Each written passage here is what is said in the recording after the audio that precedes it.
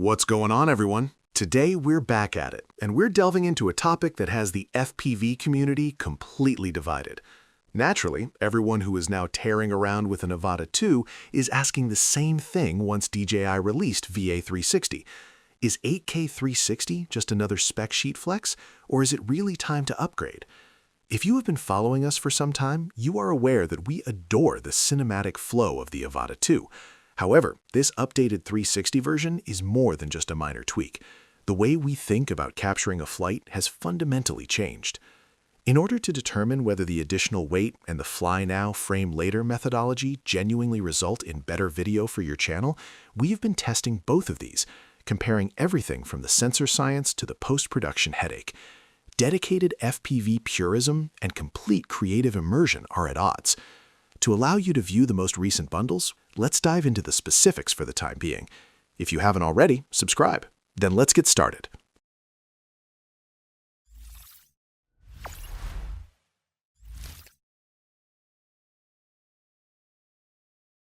Let's start with the imaging, because this is where the gap is the widest.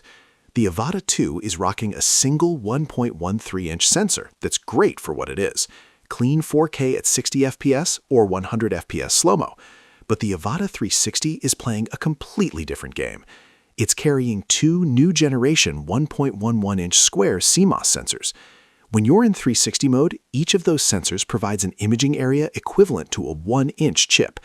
That is a massive jump in light sensitivity and dynamic range.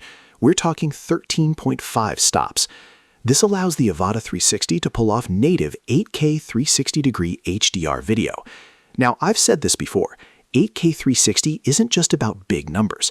It's about having enough detail so that when you reframe the shot in post, you aren't left with a blurry mess. The Avata 360 also pulls 120 megapixel photos in DNG, whereas the Avata 2 is capped at 12 megapixel JPEGs. If you're a professional creator who needs that extra latitude in the edit, the Avata 360 is a clear winner on paper. However, we have to talk about the physical trade-offs. The Avata 360 is a bit of a heavyweight compared to the Avata 2. It tips the scales at approximately 455 grams, while the Avata 2 is a much more agile 377 grams. That 78-gram difference might not sound like much, but in the FPV world, weight is everything for momentum and snap. Interestingly, despite the extra bulk, both drones are rated for 23 minutes of flight time. But here's the kicker for the manual pilots out there. The Avata 360 does not have a manual mode. You're capped at 18 meters per second in sport mode. The Avata 2, meanwhile, can scream along at 27 meters per second in full manual. If you live for power loops and high-speed gaps, the Avata 360 is going to feel like it has the training wheels permanently welded on. The Avata 2 remains the better pure FPV flyer, while the Avata 360 feels more like a flying 360 camera that happens to have props. Where the Avata 360 absolutely schools the Avata 2 is in the safety and tech department. DJI finally gave us omnidirectional obstacle sensing on an FPV platform. The 360 is packed with forward-facing LAR, 3D infrared sensors, and a full vision system that creates a 360-degree safety bubble.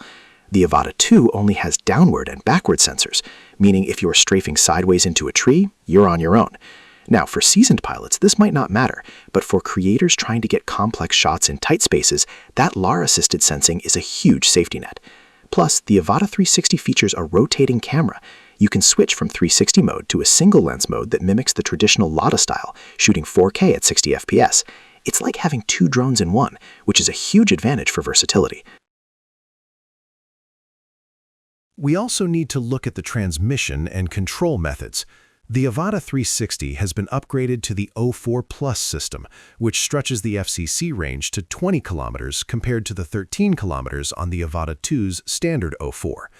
In CE regions like the UK, both are still capped at 10 kilometers, but that O4 Plus link generally feels more locked in when you're flying behind obstacles. Another big difference is how you can fly these. You can fly the 360 like a standard drone using the RC2 or RCN3 without even putting on goggles. The Avata 2 requires goggles for use. This makes the Avata 360 way more accessible for traditional photographers who want a 360 perspective but aren't ready to dive into the dizzying world of FPV goggles full-time. But let's be real for a second. With the Avata 2, you land, you pull the CD card, and your 4K footage is ready to go. With 360 footage, the flight is only half the work.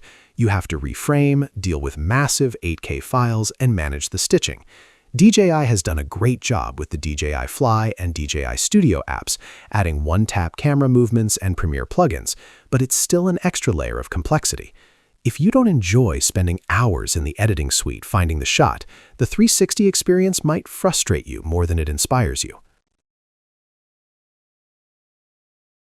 So, is the 8K 360 worth the upgrade?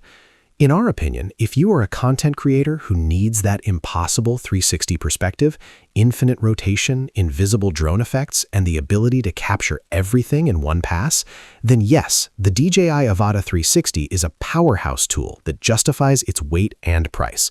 The 1-inch equivalent sensors and omnidirectional LiDAR make it a much more professional imaging platform than the Avata 2. However, if you are a pure FPV flyer who values speed, manual control, and a streamlined workflow, the Avata 2 is still the better FPV drone. It's faster, lighter, and much more fun to rip through a bando. You lose the 360 safety bubble and the 8K resolution, but you gain that raw, high-speed manual thrill that the Avata 360 just can't provide.